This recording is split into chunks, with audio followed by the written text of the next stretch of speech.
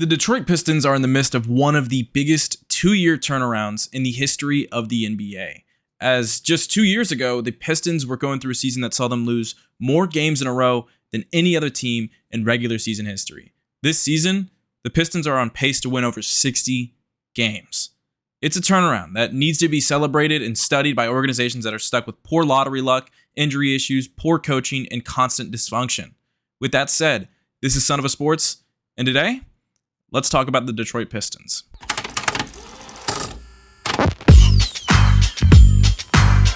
The 2025-2026 Pistons' two-year turnaround only rivals the 2018 76ers with rookie Ben Simmons and second-year Joel Embiid, 1971 Bucks with Kareem, the 2022 Warriors that won the championship after 2 years of injuries and roster retooling, and the 1969 Wizards with Wes Unseld and Earl Monroe. The best turnaround of the bunch was that 2018 76ers team, which finished with a 42-win improvement over the 2016 76ers team that finished with the first overall pick. This Pistons team is on pace for a 48-win improvement in a 2-year span. Yes, you heard that correctly. A 48-win improvement in 2 years. That 2023-2024 Pistons team finished 14-68 and had the least amount of wins in franchise history. Today, as I'm recording this, the Pistons are at 43-14, and like I mentioned, on pace for over 60 wins. The Pistons as a franchise haven't been great since the 2007-2008 season, as at the beginning of the 08-09 season, they traded former Finals MVP Chauncey Billups for Allen Iverson and went on to make the playoffs, but with a negative record at 39-43, and that was their last time doing so until 2015 and 2016. Barring one of, if not the worst regular season collapse in regular season history, the Pistons should make the playoffs this season, which would mark their fourth appearance since that 08-09 season. Last year was the third. 2019 with Blake Griffin giving everything he had left in his body was the second, and that aforementioned 2015-2016 season was the first. The Pistons before their 44-38 2024-2025 season just went through a 5-year stretch where they finished with 2 21 seasons, a 23-win season, a 17-win season, and a 14-win season. So how did they get here? How did they turn this around? Good question. Well, that second 21 season back in 2020-2021, the Pistons finished with the second worst record in the league, just behind the Houston Rockets who just traded James Harden. The lottery went the Pistons' way, and they finished with the first overall pick. And luckily enough, the best prospect in that 2021 NBA draft was one that the league was excited about. Cade Cunningham, a 6'8 point guard that had the size of a small forward but the skills of a point guard. A fluid athlete who had great body control and balance that would allow him to get past defenders despite a lack of elite explosiveness. Had the tools to be a great shot creator at the NBA level, with the size to be a really good defender as well. In his one season at Oklahoma State, Cunningham was the NCAA's leader in clutch scoring, something that followed him at the league level. He was also the 4th best scorer in the pick and roll in the NCAA and the 7th best scorer in isolation. Cade Cunningham had the tools to be a Luka Doncic light, and where he'd be worse than Luka in offense, he could make up in defense. Cade had the juice, and in his rookie season, he missed the start of the year and only played 64 games, but he finished averaging 17 points per game with just below 6 assists and a steal a game to add on top of that. It was a great floor for a rookie on a 23-win team, a first overall pick rookie on a 23-win team. The Pistons finished with the 3rd worst record in the league, and if the lottery went the Pistons' way again and allowed them to finish with a top 3 pick, they would have the opportunity to add a forward/center that could play off Cade and Chet Holmgren, Jabari Smith Jr., or Paolo Banchero. And something that you will see that became a trend, the Pistons finished with the 5th overall pick despite having a 52% chance of getting a top 4 pick. That was fine because the Kings took Keegan Murray over Jaden Ivey at number 4 overall, and the Pistons got Jaden Ivey, a combo guard that could offer production with Cade on the floor and give the Pistons something when Cade is on the bench. The Pistons also went out and traded for the rights for Jalen Duren at pick 13 in a 3-way deal that would have them take on Kemba Walker's contract and give the Hornets Denver's 2023 first and 4 seconds, with the Knicks getting the 2025 Bucks pick.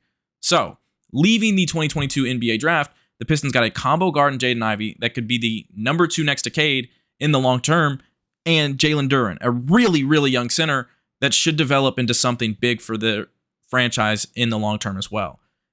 The 2022-2023 season started for Detroit, and it was a disaster. Cade got hurt 12 games in with a stress fracture in his left shin. Despite bringing in shooters and off-ball players in Bojan Bogdanovic and Alec Burks to help Cade, they didn't have Cade around to help him out. And Jaden Ivey actually did finish his rookie campaign averaging 16 points per game and 5 assists, but the Pistons only won 17 games on the season.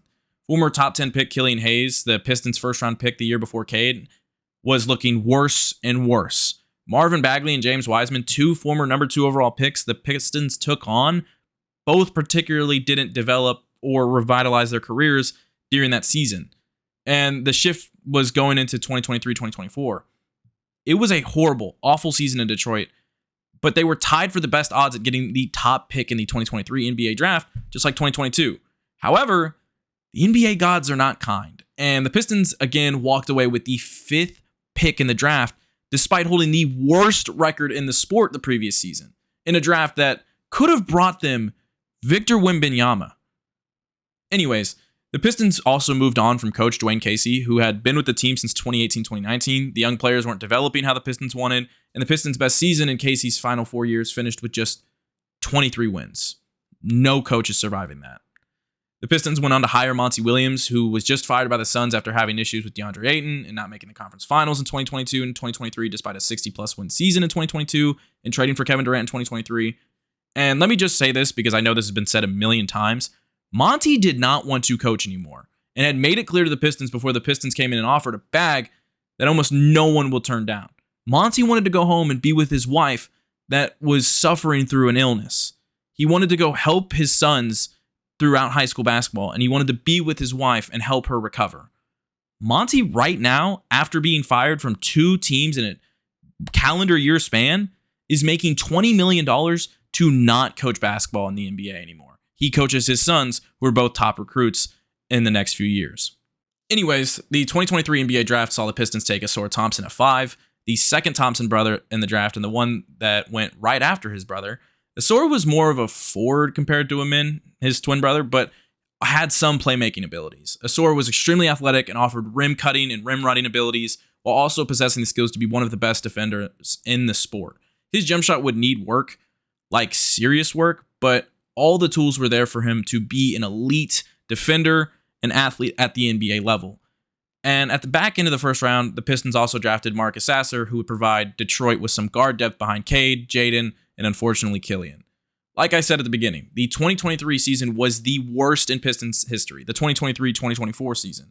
So before I go into that disaster that was 2023, I need to talk about the positives. Cade was able to stay healthy for most of the season. He made clear progress as a scorer, was more efficient, and was a better playmaker. Simone Fontecchio really helped the Pistons in their last 16 games as he provided spacing that was severely needed the entire year. Jaden Ivey was displaying some ability to play next to Cade when he was finally given the chance. Troy Weaver stepped down as general manager, paving the way for them to actually do something without him holding them back. Jalen Duren showed real growth, becoming a much better rebounder and better defender at just age 19. Ausar Thompson showcased his unreal defensive capabilities, and the Pistons ownership was finally forced to look in the mirror. Now, the negatives. Despite a 2-1 start, the Pistons lost 28 straight games, an NBA record. From October 30th to December 30th, the Pistons did not win a game. Monty Williams put together lineups that were terrible and made awful decisions to finish games, putting in Killian Hayes, who was unplayable, over Jaden Ivey. Ivey's development in his second year was severely hampered by Monty's decisions, something the fan base still faults him for. The front office literally had to cut Killian Hayes to get Monty to stop playing him. Cade had developed a significantly bad turnover problem, one that was created by the lack of spacing around him. Teams were doubling him constantly, forcing him to turn over the ball. Killian Hayes, who Monty adored, couldn't shoot. Duren and Thompson weren't shooters at all. Ivey was still a shaky three-point shooter, and Isaiah Stewart was like the only legitimate floor spacer with Ivey outside of Cade. And this got worse, especially after Bojan and Alec Burks were traded at the deadline, even if they looked a little bit better at the end of the year. And that's mostly because Simone Fontecchio really stepped up in those final few games in late March. Monty did not want to be there. I want to make that so clear. I should also mention that Ausar was also being taken out in losing playing time that was given to Kevin Knox and Isaiah Livers, their 5th overall pick, who was extremely raw offensively and needed to be in there to develop, was taken out for Kevin Knox and Isaiah Livers. Like I said, like I will keep saying, Monty did not want to be there, and he made that clear. Unfortunately, he risked the development of the Pistons' 2 recent 5th overall picks to get fired, to just tank that season. And then Asor had a blood clot to end the year that just took him out entirely. It was an awful season that finished with the Pistons going 14-68. And again, another shot in the NBA lottery, the draft lottery. The 2024 NBA draft wasn't one that was particularly exciting, but the Pistons and their fans definitely wanted something to make this awful, depressing, breaking season mean something. Alex Sarr, Stephon Castle, Reed Shepherd all had the skills that Detroit could benefit from, whether that was coming off the bench or playing next to Cade and Jaden. The Pistons, again, ended with the 5th overall pick, despite a 52% chance at the top 4 pick, and again, having the worst record in all of basketball. And with that 5th overall pick, they took Ron Holland, an athletic forward from the last iteration of G League Ignite. And I mean, the 2024 draft was one that didn't have a lot of outstanding top-tier talent, and projects were very much valued over immediate contributors. That's why you saw Keyshawn George, Jalen Tyson, Jared McCain, and Isaiah Collier go down the board compared to guys like Zachary Richeche, Ron Holland, Tijan Shalon, Donovan Clingan, Rob Dillingham, Zach Edey, and Cody Williams. Whether or not those worked out, that's not the point. It's more that it was a weird draft, and no one knew what real value looked like. The weird part of the Pistons pick with Holland was he provided a lot of the same skills as Thompson, but less playmaking and somewhat scarier shooting abilities. And scary, I mean bad scary. And also he was lesser of a defender as Thompson. I think Holland's a great defender. It's just Thompson's otherworldly. The Pistons did fire Monty. They hired JB Bickerstaff after his firing from the Cavaliers. And if Bickerstaff is anything, he's a clear floor raiser. And that was exactly what the Pistons needed. With some money to spend, and you kind of have to under the CBA rules, the Pistons went out and signed Tobias Harris, a former draft pick of theirs, and actually, I think they traded him in the Chris Middleton trade. Anyways, and they also signed Malik Beasley, and also went out and traded for Tim Hardaway Jr. in a swap for Quentin Grimes. Harris, Beasley, and Hardaway would provide spacing that the Pistons needed more than any other team in the entire association. Bickerstaff also made it clear that Ivy was going to be the guy next to Cade. There was no more choosing draft busts over young talent, or no more choosing and picking favorites over clearly better guys. The 2024-2025 season ended up being a great one for Detroit. Offensively, the Pistons' effective field goal percentage jumped up from 28th in the league to 16th. Their turnover percentage went from 29th to 21st. Their offensive rebound percentage went from 18th to 11th. Cade was a better playmaker, jumping up to 19 assists a game. Tobias Harris, Tim Hardaway Jr., and Malik Beasley all were massive, with Beasley near the top of the league in three-point makes and averaging 16 points per game off the bench. After 30 games, though, there was something bad that did happen. Ivy's season was cut short due to a broken left fibula that came from a collision with Cole Anthony, an injury that resulted in the Pistons eventually trading him at the 2026 deadline, as Ivy did not come back the same player. Ivy was starting the season incredible, averaging an extremely efficient 17.6 points per game, and his three-point shot actually came alive, shooting 41% on 5 attempts a game. During that 2024-2025 season, they traded for Dennis Schroeder at the deadline to fill that combo guard hole that was missing in Ivy's absence. And where the Pistons really made their jump from 2023-2024 into 2024-2025 and into this season is defensively. They went from 25th in opponent field goal percentage to 10th in 2024-2025. Their opponent turnover percentage skyrocketed from 27th to 9th in the league. They averaged 13 stocks a game, steals and blocks, and also were a unreal above averaging rebounding team. Asor came back from the blood clot and nearly averaged 2 steals a game, while also contributing 10 points per game. The Pistons' 2024-2025 season came to an end in the playoffs against the New York Knicks in round 1, but it was still a great season for Detroit, a season that saw them win a playoff game for the first time in 17 years. Like I've said, Detroit has not been a very successful franchise since the late 2010s. They have not been very good since then, since the Ben Wallace, Chauncey Billups era. They have been one of the worst franchises in all of basketball since then. They walked out of 2024, 2025 knowing a few things. Their identity was around their defense. They realized that shooters was the path forward for their offense. They realized that they needed a six-man combo guard off the bench, and they walked away with Paul Reed, who has been really good for them this year and has found some sort of career resurgence after moving on from Philly. I think the moves they made in the offseason, they weren't massive. They weren't franchise changing. They didn't go out and get a superstar, but they made moves that continued to move them forward. Instead of re-signing Tim Hardaway Jr., they moved on to Duncan Robinson. And they also realized Malik Beasley has a gambling investigation that limited them from signing him. The entire league couldn't sign him. So they didn't bring back a guy that averaged 16 points per game and was almost the three-point leader.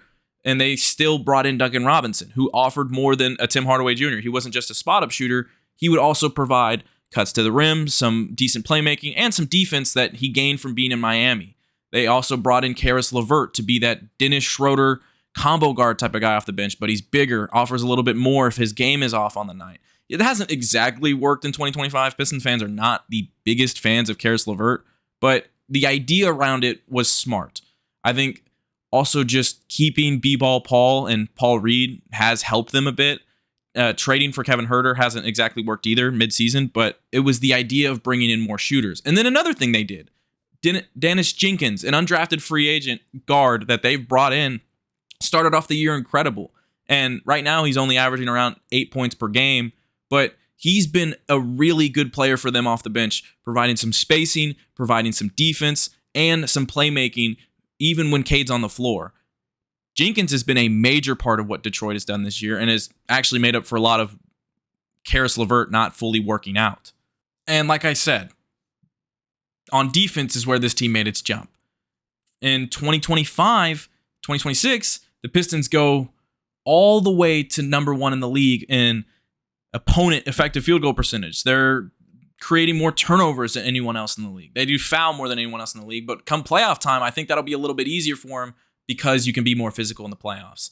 This team is one of the best defensive teams in the NBA, pretty much only rivaling the Oklahoma City Thunder, which en route to a championship last year showcased one of the best defensive runs we have ever seen.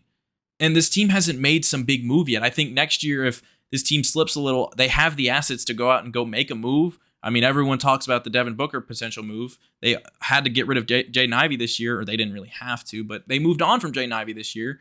And in hopes of getting Kevin Huerter and hoping he could space the floor, he has not so far. Anyways, there's still moves to be made for this team. But what has worked for them is the development of their guys. Cade has become an unreal superstar, making his second All-Star appearance this year, made All-NBA third team last year. Jalen Duren goes from 10 points per game to 13 points per game to 18 points per game this year and just is so good in the pick and roll next to Cade. Last year, they were the most effective pick and roll duo in the NBA. Again, that's the case this year. And in the pick and roll, Duren has been a pretty good playmaker as well. It's an underrated part of his game. Isaiah Stewart has continued to contribute and be an unreal defender for this team while also being a guy that can provide floor spacing and backup center play. Also, Asor and Ron Holland next to Cade, unreal defense. They're producing 5 steals a game, just them 3 combined. They're unreal together.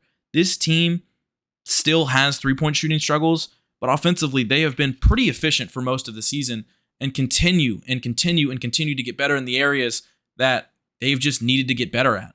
Three-point shooting, they're still better than they were over the last few years.